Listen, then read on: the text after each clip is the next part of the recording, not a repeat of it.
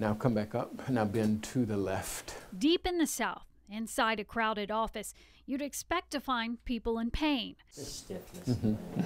But instead of giving prescriptions for pills, he spends much of his day trying to take his patients away from them. I used to like to drink a lot, and I would have bad hangovers, and I started taking pain pills, you know, for the hangovers, and I got to where I like the pain pills better than the alcohol. The Lake City contractor sits in this rural medicine practice hoping for help, and he's got a partner in his quest. Our thing to do together mainly, you know, it was to be able to get high, or, you know, after a long day with the kids and him at work, we would kind of sit back and enjoy, maybe take a pill or something to relax and just have, and then it became our thing together to do. But soon the husband and wife saw the family they started pulled apart.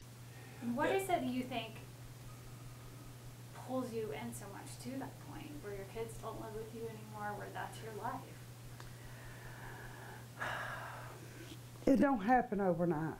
It's gradual. For them, the prescription pills got hard to find on the streets, so they switched to something similar, to something cheaper. Usually I'd do a bag of heroin in the morning, work all day, and then I would do another bag that evening. There's a lot of pain in this journey. Yeah. Sorry. I hate what it done to my children. They're good people. They just do bad things, make bad choices. And take a deep breath. Dr. Singleton sees dozens of patients with stories like that. Some are as simple as someone who borrowed a pill from a friend and then became addicted. They don't feel as guilty, and they don't necessarily see something wrong with it because, hey, I got the prescription for it. So he decided to spend time concentrating on prescription drug addiction. And along the way, he says he found a drug that could change the course. It's a strip that dissolves under the tongue called Suboxone. Addicts say that Suboxone, which came out in 2003, suppresses the craving for pain pills or heroin, but unlike methadone, it doesn't give them a high. If I didn't have the Suboxone, I couldn't function. I couldn't get up in the morning and go work. Dr. Singleton says he's seen the drug work. His patient, Eric Dingley, says Suboxone weaned him off pain pills, and then he weaned himself off of Suboxone. He's been off it all for 6 months.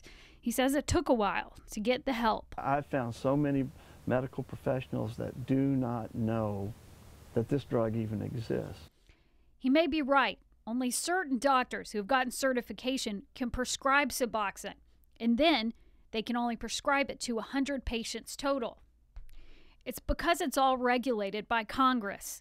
Dr. Singleton says almost every one of the handful of local doctors he knows who prescribe it have reached their cap. I think that the hope is that there would be more people who become familiar with Suboxone as an effective therapy.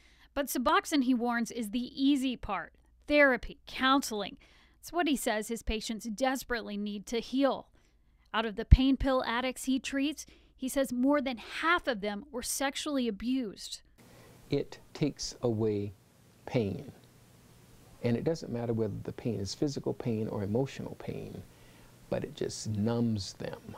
Still, he says, because of current regulations, he can't give help to all those who need it. And I'm also hoping that the policymakers would maybe take a look at Suboxone differently. Ultimately, he says recovery is about facing what you've been hiding from, and that without pain, there cannot be gain. Do you see a day when you're not taking anything? Hopefully. I hope we get there one day.